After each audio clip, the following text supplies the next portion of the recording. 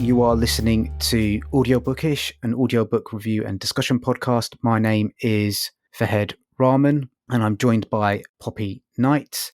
Hello. And today we are going to be discussing Wishful Drinking by Carrie Fisher.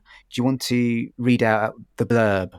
Yes, sure. So, in Wishful Drinking, Carrie Fisher tells the true and intoxicating story of her life with inimitable wit. Born to celebrity parents, she was picked to play a princess in a little movie called Star Wars when only 19 years old. But it isn't all sweetness and lightsabers.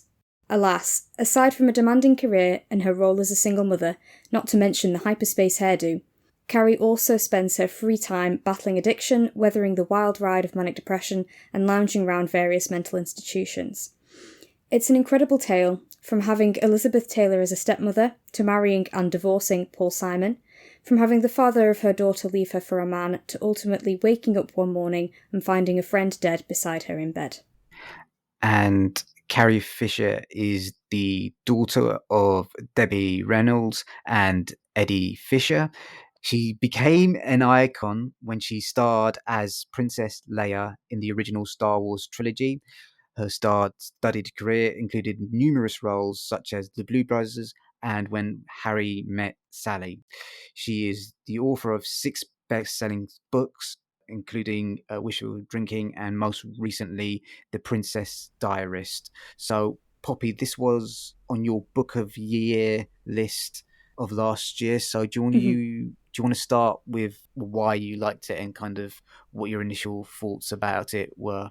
Yeah, sure. So it was cheekily on my Book of the Year for 2021 list because it was obviously because unfortunately Carrie is no longer with us. It was not a 2021 book, but it was the book that I first listened to in 2021. And I saw it and thought, I want to listen to it, and bought it and listened to it at the start of January. And it kicked me off, I was discussing as well, on a series of autobiographies. So, yeah, it was a big book for my year of 2021. And yeah, I thought it was really good. I mean, we'll get into this stuff already. I am a Star Wars fan, and that was firstly what drew me to it, made me want to give it a listen. And then, yeah, I really enjoyed it for largely really separate reasons to that.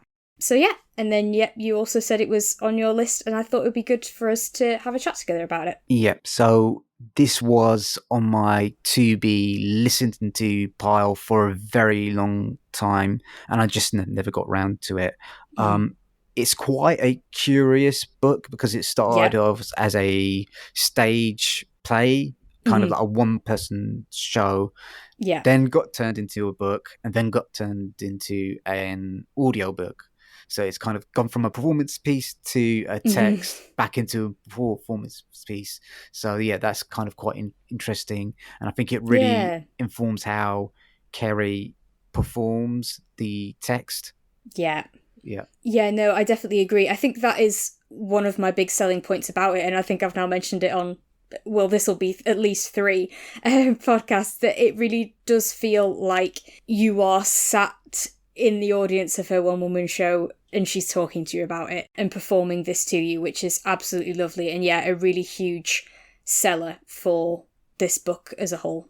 Yeah, there's one moment that really stands out to me is where she's trying to describe family tree and asking the question whether her daughter is potentially related to her new boyfriend, because like and you can see in your mind's eye, you can see on stage the massive like family tree that she must be pointing to. So it's kind of like moments like that.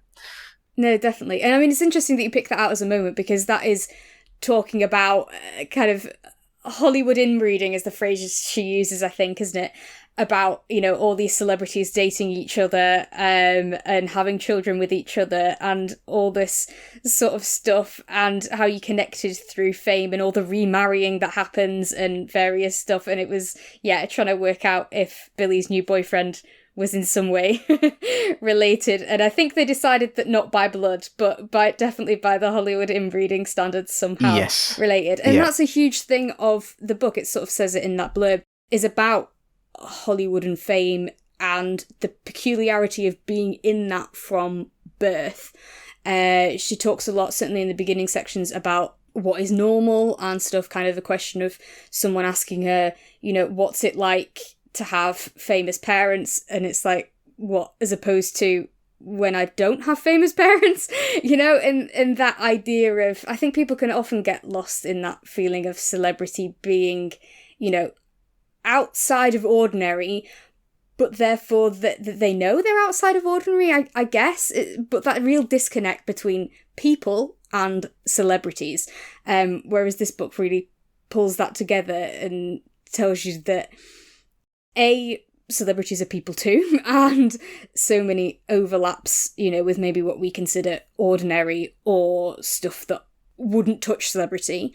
But then also that really interesting thought about what is normal and what is reality and what is our reality. We'll talk about this more again in a bit, I think. But yeah, that idea of what you understand as normal and, your family being normal and what life is like, and that, how different people have such very different views on that. Yes, I think normal is a theme that runs through the book because she talks quite candidly about her mental health issues and how for a very long time she wasn't able to get a diagnosis because of drug use. So that's the other thing, kind of like normal is very, very much dependent on the context of where and when you are living. So yeah, I think that's the other thing that comes across as well. Yeah, and then also still on that, how she in some ways found it kind of difficult, like seeing her mum on screen and thinking what is the real family and what is on TV, and that blur between fiction and reality that she felt herself. But then also on the flip side of that, how other people can't distinguish that she is not Princess Leia, and the difference between reality and fiction there. So it's sort of an interesting parallel that how she sees it from being in Hollywood and therefore being like, oh, but I know these people, but they're not being those people, and what's TV and what's real. And then other people outside of Hollywood's feeling for celebrities and also mixing real and not real. Yeah, I think my favourite sections in the book where she encounters other celebrities, usually at the behest of her mother. That section with Cary Grant was excruciating. I just put myself in her shoes and just thinking, oh my God, how do you deal with a situation like that because we've all got parents where sometimes they try and share your problems with someone and they don't really understand what's happening in the situation. So I think that's kind of like, not that a drug addict situation, but like kind of we've all been in scenarios where like your parents have explained something to someone and they've just not got it right, missed the mark. No, definitely I can totally see where you're coming from with those bits about parents getting involved and completely missing it. And then this is maybe a bit of a tangent, but it sort of gives me a little bit of the vibes, the way they were talking about basically the issue, if you haven't listened to it yet, was that her parents both individually asked Cary Grant to speak to her about her LSD use. And we're kind of saying that it was a massive addiction and stuff like that. And she's sort of explaining, well, no, and you can't really get addicted to hallucinogens in the same way as other things. I am addicted to other things, but that one's not the issue and stuff. And I guess a parallel as well there sort of pops into my head of kind of, with her parents not really understanding those different drugs and the different ways it works, sort of also just makes me think of like tech issues. You know what I mean? And parents not quite getting that, but they think they do, and they're going to try and help and sort it out.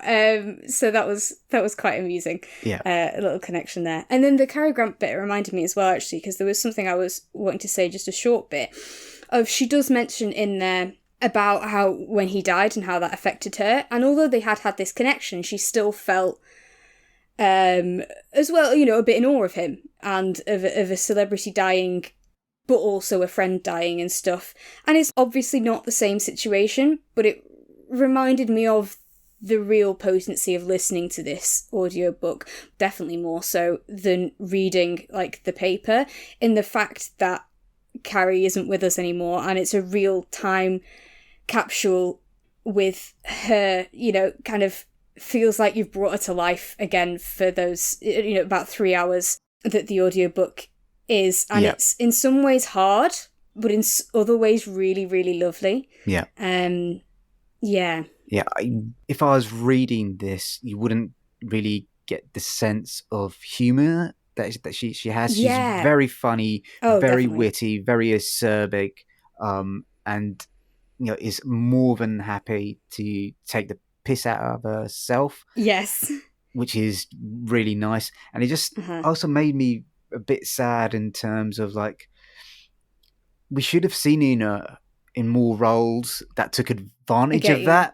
And I've not seen many of her movies outside of Star Wars, and it just made me think maybe I should check out more of her filmography as well. So yeah, definitely. And you do get definitely in there how good of a performer she is, for sure, just in the expression and, like you say, the comedy of what she does. It is really humorous from the very start. But also, one of my favourite bits is I love her impression of her mum.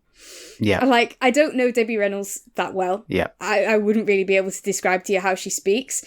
So I guess I can't comment on how accurate it is, but I love it as she totally switches character when she's performing like as her mum, doing her mum's dialogue. I just thought it was absolutely fab. Absolutely fab.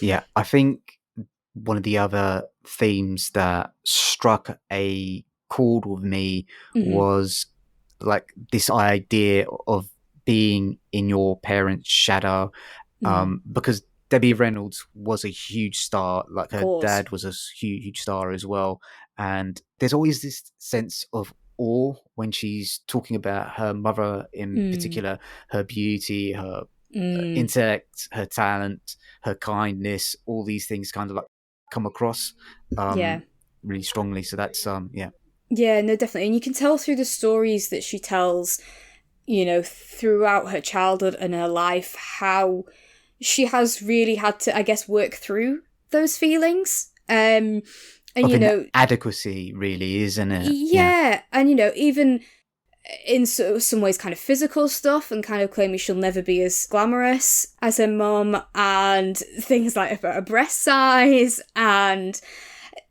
also about acting talent, and you say again about kindness and everything.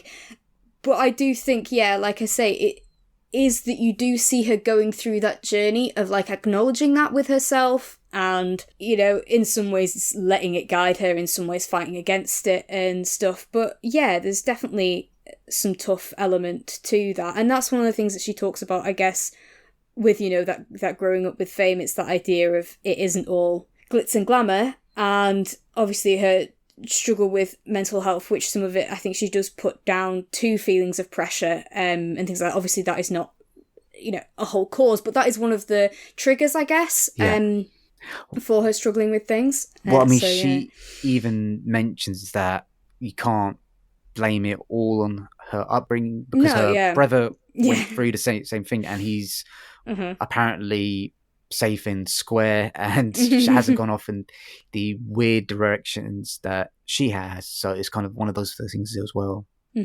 Yeah. So that just talking a little bit more about her performance, it's always interesting listening to someone recite their own words. So I was just because you can really get a sense of she knows exactly when to punctuate and to what's the word, emphasize, and high notes, low notes, and timing with the jokes in this are just really, really, really good as well. Oh, definitely, agreed. And this is probably where it's a huge, huge benefit that she did this as a show for so long, you know, or even at all, because she has become familiar with it. She knows how to speak it, as opposed to maybe some authors who will write their book, write their autobiography, whatever, and then go into the studio to record the audiobook and, find it really difficult. Whereas for her, it must have felt really quite natural with having performed it. And yeah, I completely agree with specific moments that are just wonderful. One that I'd written down was she was talking about on set removing gaffer tape. And she performs that. She's like, oh, gaffer, or something like that. I can't remember exactly how she does it, and I certainly can't replicate it. But it was really, you can tell that she is thinking back to that moment of ripping it off, and just, absolutely perfect. And it's littered with moments like that. That was just one that I'd noted down. Yeah, that's a bit of a recurring gag about bras in space. Yeah. So that was quite funny. And she does talk a little bit about Star Wars in terms of dealing with the fans and the expectations of what she thought the movie might be, and like that bit was particularly sarcastic. So, of course we knew it was going to be a massive hit. The only person you didn't know was George Lucas, and we hid it from him. So it's kind of like, you kind of really get a sense of her personality and how sick and tired she's of answering that particular question as well. Yes, definitely. And I mean, that sarcasm throughout is absolutely fantastic. It makes you really warm to her, I think, because she's like that. And now I have one point that actually pulls out a few different things there. So one thing to note about this, obviously, is it is very much Carrie Fisher's view of the world. Yeah. And so with us talking about this, we're not necessarily saying we agree with literally everything that she said, or we think it's a manifesto for life. This is a slice of life. This is, Carrie Fisher giving us 3 hours of her brain uninterrupted. So that is an important thing to know, and there's some sort of maybe dicey things that she might say or stereotypes she may call on that, we wouldn't necessarily condone, but that is it. You're listening to Carrie and her view on the world. And so one example as well, just from that blurb about the fact of her husband leaving her for another man. Now, as a bisexual person, as I've talked about, I have different views on whether that's any different to being left for anyone else, and various stuff caught up in that we don't need to get into. But Carrie's experience as a straight woman of that age in that time, and her views on how that felt to her, are her views on how that felt to her. And that, is a totally valid thing for listening to and interesting to explore. And another thing that I would like to flag, partly as a sort of content warning, I think, really, is that there is a passage that talks about a sexual abuse of her mother when she was younger, where it is discussed, and kind of the wording is used, that it wasn't actually rape, though, and sort of approached like it therefore was fine. Yes. And I'm partly raising as a content warning for that, and also I guess as a thing on our podcast that I'm assuming you feel the same for Head, that we don't agree with that view that that act was therefore okay. And I don't know what the act was, but it sounded like it was a pretty horrific experience. I believe there's a euphemism used in there that makes me think I know what it was. Okay. But there we go. It's a slight thing in there. It is only a tiny bit. I don't want to discourage people from listening. I just want to mark out that it's there. But that is a discussion there where it seems quite flippant of, discounting some things as sexual abuse. But I want to put a counter on that, because I think one thing that this does exceptionally well is flag to you other, I guess microaggressions might be the word, that some people probably don't think are sexual abuse, and I think this flags it at least near that camp. And I think that's really important. So going back to what you said about the fans, the fact that men will come up to her and tell her that they masturbated over her every night or multiple times a day, and just think that's okay to just openly tell her that.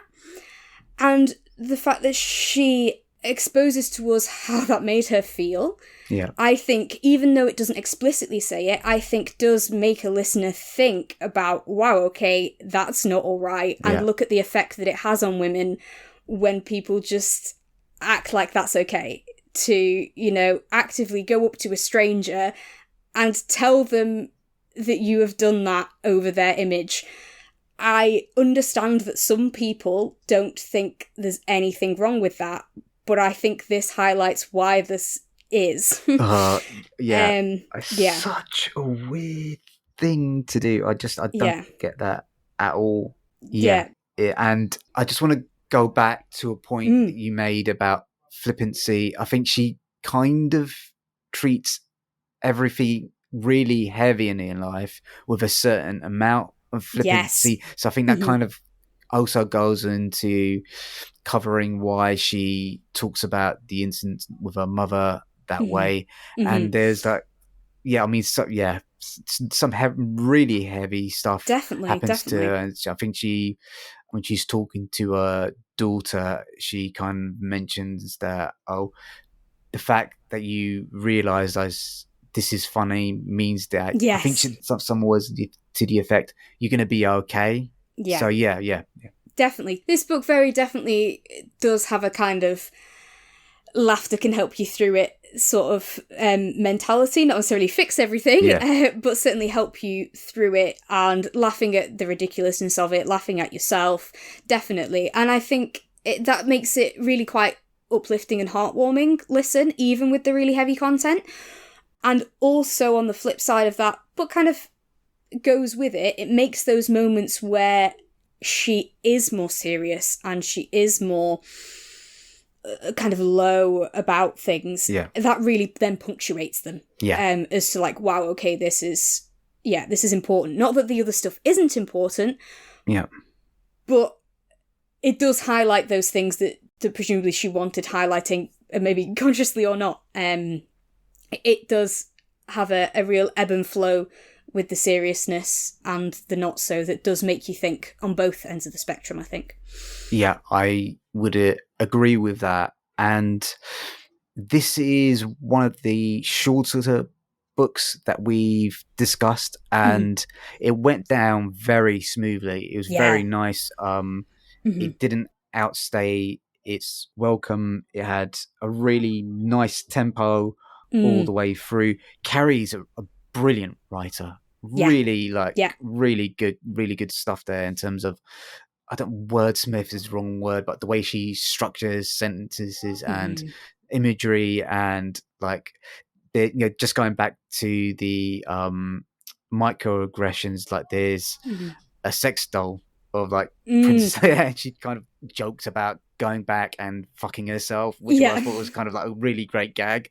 So no, definitely, absolutely fantastic, wonderful writer, and a bit like you with the films, makes me want to go and read her other stuff that she's written, both about herself and just novels that she wrote and things. Definitely, she's a fantastic writer and hilarious, really funny. She apparently did a lot of unacknowledged work on lots of film scripts, apparently. So like, her writing footmarks are across lots of different films that you might not associate with her. So you can definitely see that she's got serious writing chops as well. Oh, definitely. I think one thing that really stuck out to me, certainly on the first time listen, was she talks about how she's had ECT as a form of treatment for her mental illness, and discusses how, because of that, she lost a lot of her memory.